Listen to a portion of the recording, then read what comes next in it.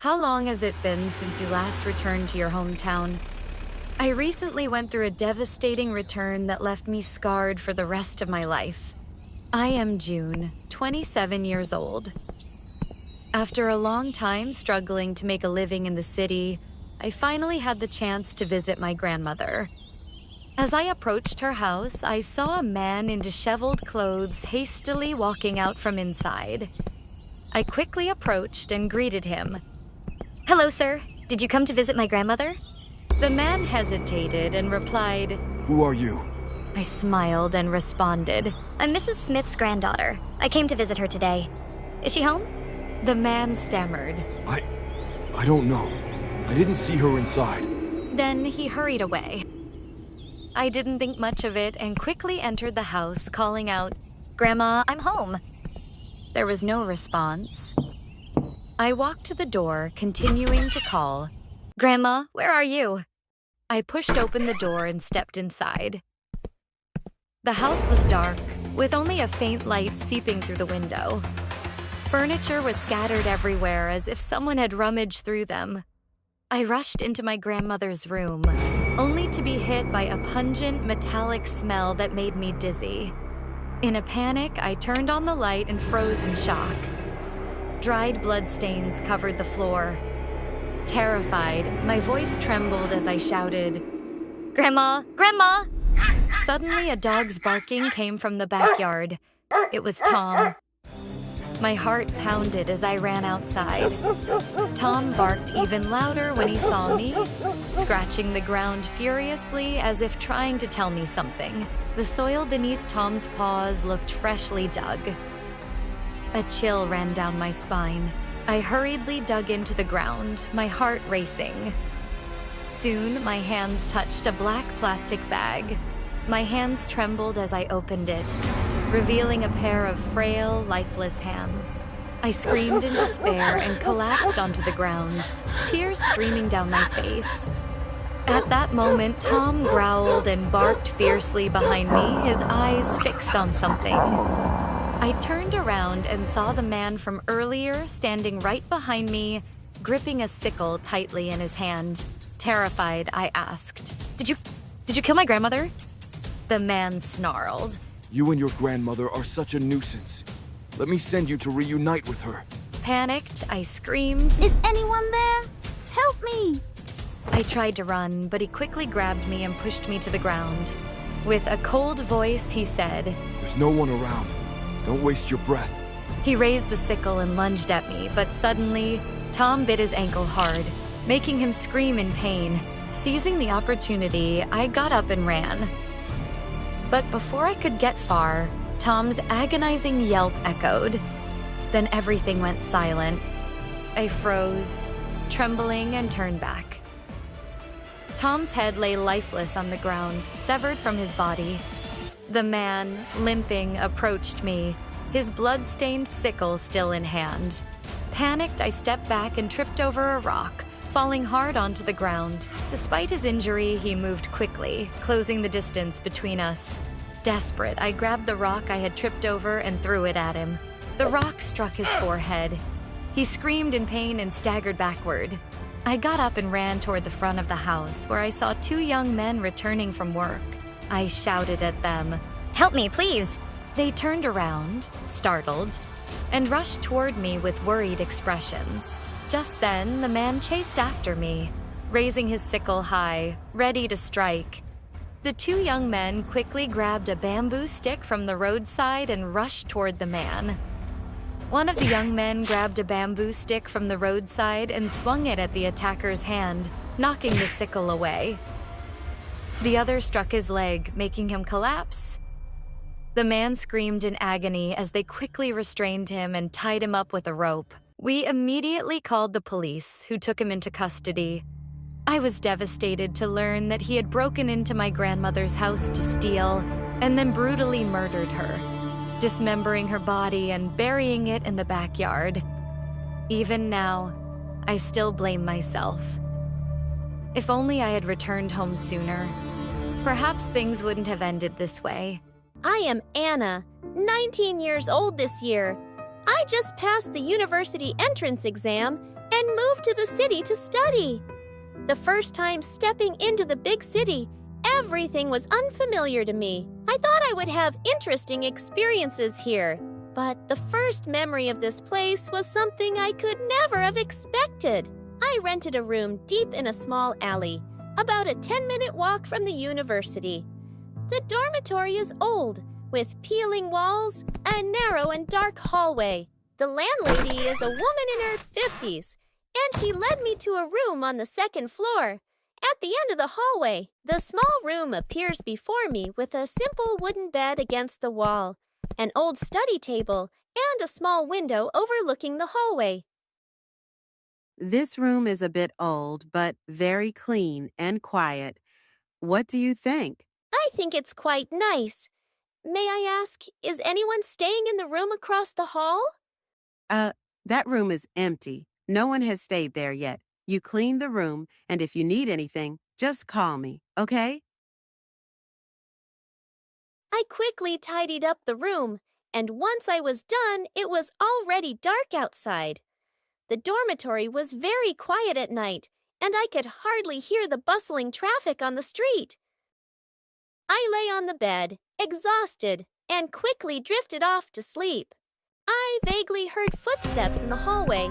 Perhaps someone had just returned to their room, so I didn't pay much attention and continued to sleep. The next day, I was preparing the content for the presentation, and I was so focused on writing that I lost track of time. Pick up the phone to check. It's already 00:00 p.m. Suddenly, I heard the sound of footsteps clattering in the hallway. I wondered who could still be walking around outside at this hour.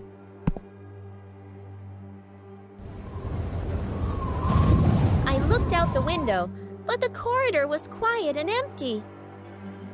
A chill ran down my spine. I quickly shut the window and rushed to bed. In the middle of the night, I was awakened by the sound of children playing, and there were whispers of people talking, but I couldn't hear what they were saying. Those sounds seemed to be right outside my room. Is anyone there? I called out, but all I received was an invisible silence, a chilling atmosphere enveloping the entire room. I fearfully turned to look out the window. Suddenly, I saw a shadow standing outside the window, a hazy silhouette. Only part of the face could be seen staring at her. The next morning, I decided to tell the landlady about my experiences over the past few days. It could just be the sound of a cat. There are a lot of homeless cats in this region at night. Why didn't you tell me from the beginning? You must be so exhausted that you're only having nightmares. I wanted to leave this place, but finding affordable accommodation in the city was difficult. If I were to move out now, I wouldn't know where to go. If those sounds stopped completely, I thought I might be able to stay a little longer. A few days later, I no longer heard those strange sounds. Perhaps the landlady did something to keep them from bothering me. If those sounds completely disappear, I think I could stay here a bit longer. At midnight, I suddenly heard a knock on the door. I got up, stepped outside, and opened it, but no one was there. As I looked around, I noticed a man standing motionless not far away, his back turned to me. A chill ran down my spine as I slowly walked towards the man and called out, "Is anyone there?" Get out of here. You are not allowed to stay here. Why am I not allowed to be here? Who are you? The man slowly turned around, the light from the bulb revealing a gruesome, bloodied face, an image I could never forget. Seeing that image, I screamed in fear. But looking around, it was the familiar room again. It turns out everything was just a dream. Suddenly, a knocking sound echoed. I didn't know who was knocking on my door in the middle of the night like that. I began to fear and secretly thought, could it be them? The people in the room opposite? Who is it? Who's out there? The knocking continued to grow louder, as if the person outside was about to break the door down. I was terrified, staring at the door without daring to breathe heavily. Get out of here. Get out of here. I knew that if I stayed, even more terrifying things awaited me. When I woke up, it was already bright outside, and the door was still tightly shut as if nothing had happened. I quickly took everything I had and left this horrible house. I had a feeling that if I stayed any longer, even more terrifying things would await me. The man and that room remain a mystery to me. But after everything that has happened, I no longer dare to return to that boarding house again. Have you ever gotten lost in the forest? I had a terrifying experience that still sends shivers down my spine every time I remember it. The images from that day are etched into my memory, never fading. My name is Linda. I am 20 years old and a second-year economics major. I have two close friends, Mike and Mark. We've been inseparable since we first entered university. But after our mountain trip last month, one of us never came back. We had planned a trip to a mountain about 60 kilometers from our university, a place known for its untouched scenery and fresh air. We arrived early in the morning, with fog still blanketing the mountain, creating an eerie yet exciting atmosphere for adventure lovers like us. By noon, we finally reached the summit. Looking down from above, it felt as if we could see the entire city stretching beneath us. It was really worth waking up early today. Let's take a picture together. In the afternoon, we packed up and started making our way back down. However, after walking for a while, something felt off. It seems like we are lost. What should we do now? It's getting dark. We have to contact the rescue team. No way. There is no phone signal here. Maybe we have to stay in the forest tonight. It was getting dark, and the further we went, the more exhausted we felt. Our food and water had run out, but fortunately we came across a stream, so we decided to set up camp there for the night. I'm having a really bad stomachache. I need to go to the bathroom for a bit. A long time passed, but Mark still hadn't returned, making us start to feel worried, so we searched for him together. Suddenly, slow, chilling footsteps echoed ahead, as if someone or something were approaching. Looking through the flashlights, we saw a man in black walking towards us in the distance. Who are you? Today will be your day of death. As the man pulled out a blood-stained knife, a wave of fear surged through me. Without thinking, I grabbed Mike's hand and we bolted into the darkness. While running, my foot tripped over a trap. A sharp pain shot through my ankle and I fell to the ground. Mike skidded to a stop and ran back to me. Desperately, he tried to free my leg from the metal jaws of the trap. I looked up and saw the man's shadow closing in on us. Panic gripped me. I wanted to scream, but terror strangled my voice. Finally, Mike managed to pry the trap open. Without hesitation, he lifted me onto his back and carried me forward, running as fast as he could. Mike kept carrying me for a long distance through the night. Then we saw an abandoned house in front of us, so we ran inside and treated the wounds. He laid me down on an old bed, looked at me with concern, then quickly sat down to bandage the wound on my leg. Mike had just finished bandaging my wound when footsteps echoed outside, and we hurriedly crawled under the bed. From the inside looking out, I saw the man's legs slowly stepping into the house as if searching for prey. Mike and I tried not to make a sound, holding our breath as we stared at the feet walking back and forth beside the bed. My foot suddenly touched something soft beside me. When I turned to look, it was the corpse of a man, his eyes wide open. I jumped back, recoiling instinctively, letting out a soft gasp in the stillness. The man's legs suddenly stopped and he walked over to stand in front of the bed. Mike and I clung tightly to each other in fear. The man chuckled softly and said, "Got it." We were dragged outside by the man and tightly bound. Mike and I kept pleading for our lives, but he didn't pay any attention. Please don't kill us. Please let us go. You have no choice. Suddenly, a bullet struck the man's hand. and the police rushed in from outside and surrounded him. It turned out that the man was a wanted murderer, and the corpse I had seen earlier had been killed by him. The next morning, the police discovered Mark's body at the bottom of the ravine, covered in multiple stab wounds. Those horrifying images remained vivid in my mind.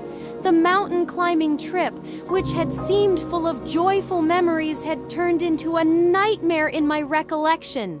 Did you often go to the library at night? I once had a terrifying experience staying there after dark.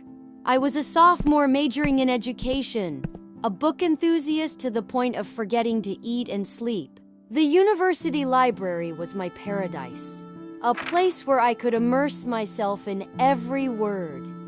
But it closed too early, and the most precious books were not allowed to be taken home. One day, while wandering between the bookshelves, I discovered a hidden corner where the security cameras couldn't reach. A bold idea struck me.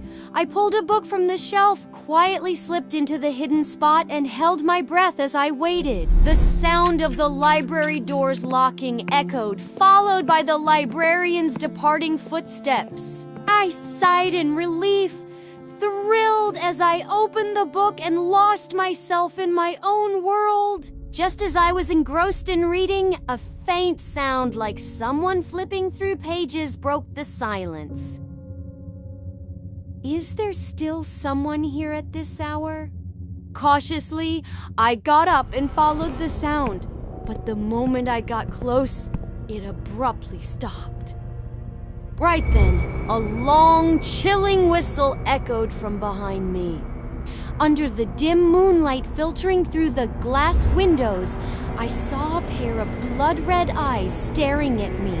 The eyes moved closer, revealing the figure of a young man with pale, ghostly skin. A shiver ran down my spine. Panicked, I screamed and turned to run.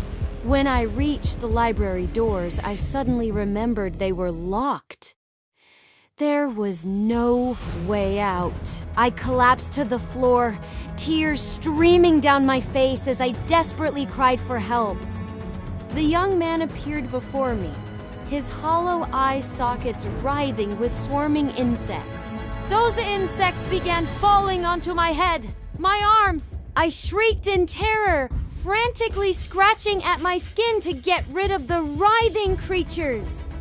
Just then, the flashlight flickered, and he vanished, leaving only the sound of rushing footsteps. My body trembled uncontrollably, my heart pounding as if it would burst from my chest. A security guard rushed in, hastily unlocking the doors and pulling me outside. Why are you here at this hour? There was a ghost inside. My entire body felt drained, the eerie sensation still clinging to me. The next day, as I sat in the cafeteria, my hands still trembled while holding my glass of water. Suddenly, Jane, a close sister figure to me, sat down across from me, her eyes filled with concern. What's wrong? You don't look well. Last night, I saw a ghost in the library. It was terrifying. Why were you in the library at night? It closes in the evening. Slowly, I recounted the entire story from the night before. She sighed deeply before revealing a chilling truth. 2 years ago, a young man had been pushed out of the library window by a group of classmates and died. But to protect the university's reputation, the school declared that he had taken his own life due to depression. The bullies escaped punishment thanks to their family's influence. After that incident, the school decided to stop allowing the library to stay open late. I haven't dared to return to the library since that night. But every time I pass by, I always feel like someone is standing inside, watching me.